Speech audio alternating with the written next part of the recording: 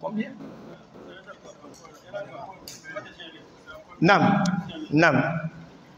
Donc, il faut tenir le tawhid, connaître le sens du tawhid. Que veut dire le tawhid? Connaître les parties du tawhid. Il faut connaître aussi, yani la sunna. C'est quoi la sunna? Et nous suivons cette voie-là par la permission d'Allah, comme cela a été rapporté dans ce hadith, selon donc Imam Yani, d'après Imam Bukhari, c'est Imam Bukhari qui a rapporté, selon l'apôtre Abu Huraira, radiallahu anhu, qui a dit un jour, quand Rasulullah sallallahu alayhi wa sallam, qu'en vérité le prophète Muhammad sallallahu alayhi wa sallam a dit, un jour il était avec ses compagnons, il a pris la parole, il a dit, Kullu ummati yadkhuluna al-jannah. Il a dit, toute ma communauté entrera au paradis. Allahu Akbar. Entrera dans le paradis. Les compagnons étaient contents. Ils étaient contents d'apprendre cette bonne nouvelle venant du messager d'Allah. Donc ça veut dire que nous, on a déjà gagné. C'est bon, on a gagné. Aussitôt, le prophète a repris la parole. Il a dit, Illa man aba, sauf celui qui a refusé d'entrer au paradis. Allahu Akbar. Et ils se sont étonnés. Parce qu'ils ont pris ça à la lettre. Ils ont pris ça à la lettre. Ils se disaient que Yawm al-Qiyama, Allah va étaler peut-être les portes du paradis et quelqu'un va dire lui-même, je ne rentre pas. C'est dans ce sens qu'ils ont pris. Ils vont dire, Yani, Qila ya Rasulallah, wa man yaba, qui va refuser au messager d'Allah le paradis qu'on a tout laissé? On a quitté nos parents. Nous avons laissé nos biens, nos activités, nos commerces pour suivre Allah et son messager. Nous prions, nous jeûnons, nous donnons la zakat, on fait la umrah, on est là dans la da'wah, on a tenu la vérité. Comment quelqu'un va refuser encore? Le prophète a dit, c'est pas comme ça, vous avez compris là. C'est pas ça le sens.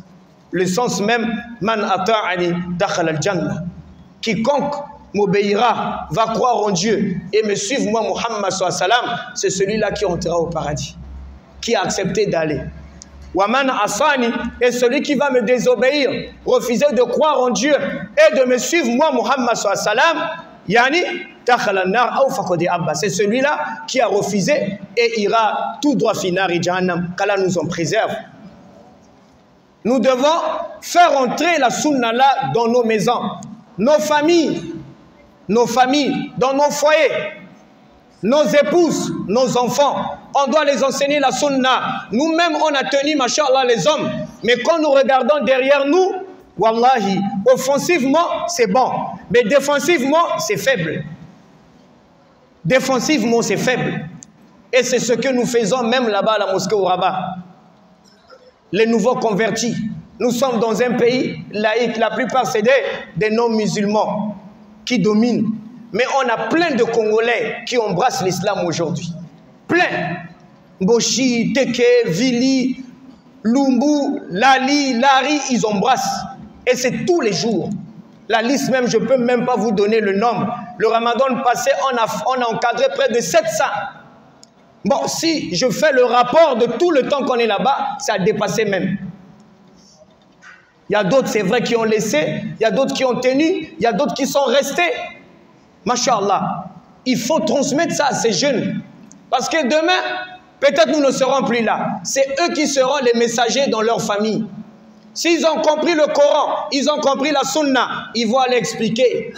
Parce qu'aujourd'hui, l'islam au Congo, c'est quoi? Surtout à Pointe-Noire, vous connaissez? On entend beaucoup. Hein? La religion a pris l'argent dans l'islam.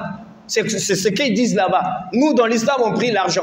Dans les 5 prières là qu'on accomplit, après là, nos imams donnent le salam, les sacs d'argent tombent. Ah, mais si c'était comme ça, on allait débloquer la situation du pays.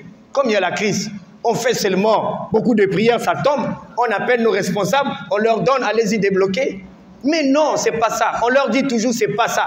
Rentrez dans le marché. La plupart des commerçants qui sont là-bas, c'est qui?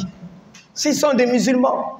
Nous sommes une communauté bénie. Nous travaillons comme les prophètes ont travaillé. Même le thé là, on vend pour avoir un petit 100 francs. On ne prie pas l'argent. Il y a d'autres qui disent la religion des marabouts. Là-bas, si tu vas, on sacrifie les gens. Wallah, il y a beaucoup n'embrassent pas. Si tu vas là-bas, tu es allé là-bas, religion Bawara, tu vas sacrifier toute la famille. C'est pourquoi il y a beaucoup